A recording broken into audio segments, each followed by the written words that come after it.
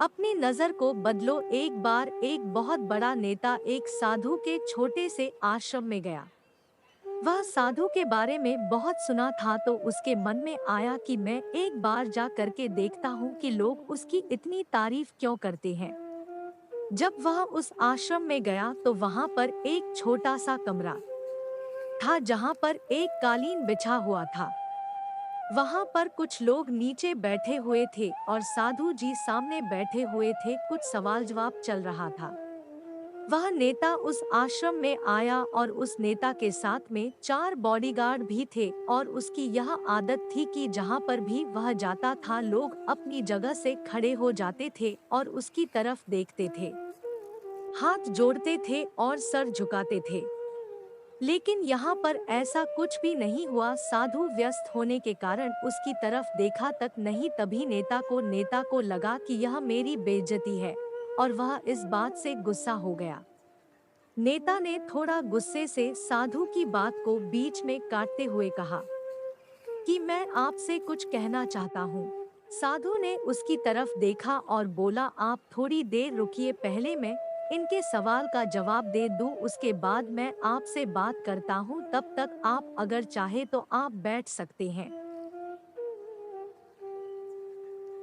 बस साधु का इतना कहने की ही देरी थी। नेता का चेहरा गुस्से से लाल हो गया और फिर उसने अपना सारा गुस्सा उस साधु पर निकाल दिया।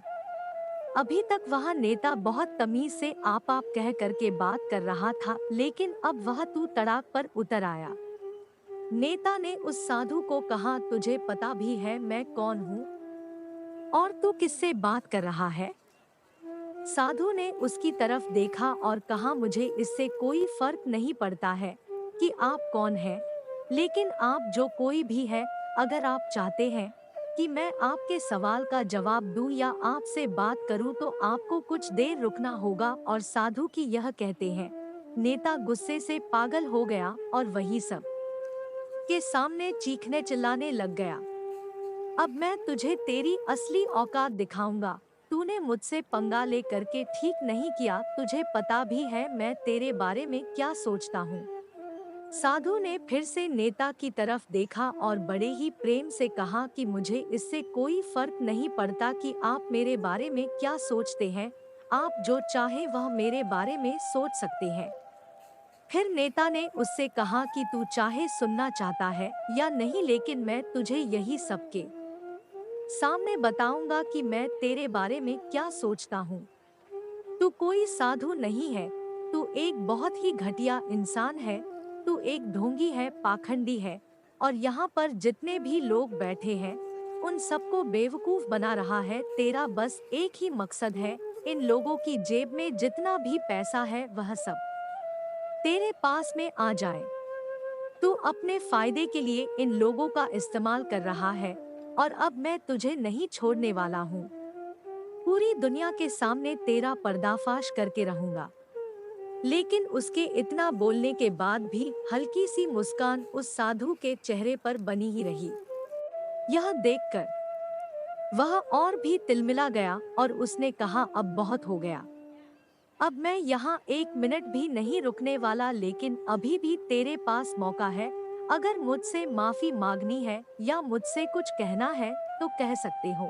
इतना सब होने के बाद भी साधु के चेहरे पर एक मुस्कान थी और वह बिल्कुल शांत था। और फिर उन्होंने अपनी आंखें बंद करी और फिर साधु ने अपनी आंखें खोली, हाथ जोड़े और कहा कि मुझे आपसे कोई गिला शिकवा नहीं है।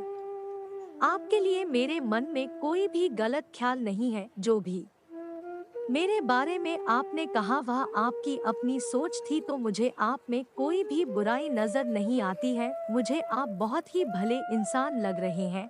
और साधु के इतना कहते ही नेताजी का दिमाग 7वें आसमान पर पहुंच गया। उसके चेहरे पर एक अजीब सी खुशी थी, क्योंकि उस साधु ने वही कहा जो बाकी सब लोग उस नेता को कहते हैं।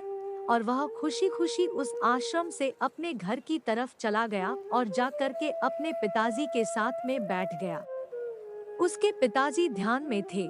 उन्होंने पूरी जिंदगी सिर्फ लोगों की सेवा करी और बदले में कुछ भी उम्मीद नहीं किया। तो थोड़ी देर बाद जब उन्होंने अपनी आंखें खोली और देखा अपने बेटे को अपने साथ बैठे हुए, तो उनके बेटे के चेहरे पर आज एक अजीब सी खुशी थी जो आज से पहले उन्होंने कभी नहीं देखी थी। फिर उसने एक एक करके सब कुछ बताया कि आज क्या हुआ, किस तरह से वह आश्रम गया और वहाँ पर क्या हुआ, उसने क्या कहा और साधु जी ने क्या कहा। जब उसके पिताजी ने पूरी बात सुनी तो थोड़ा सा मुस्कुराए और अपने बेटे को देख करके बोले कि उन्होंने तुम्हारी तारीफ नहीं करी, क्योंकि उन्होंने वह नहीं कहा कि जो तुम हो, उन्होंने वह कहा कि जो वह खुद है। और तुमने जो भी कुछ उनको कहा वो नहीं कहा कि जो वो है, बल्कि तुमने वह कहा जो तुम खुद हो। यही बात वेदों में भी कही गई है, यथा दृष्टि तथा सृष्टि। यह दुनिया तुम्हें वैसी नहीं दिखती जैसी यह दुनिया है, यह दुनिया वैसी दिखती है तुम्हें जैसे तुम खुद हो। जिसकी नजर जैसी है उसके लिए यह दुनिया वैसी ही है। तो अगर तुम अपनी दुनिया को बदलना चाहते हो तो उसका सिर्फ एक तरीका है, अपनी नजर को बदलो। दोस्तों, अगर वीडियो पसंद आई हो तो लाइक करें, शेयर करें, चैनल को सब्सक्राइब जरूर करें। धन्यवाद।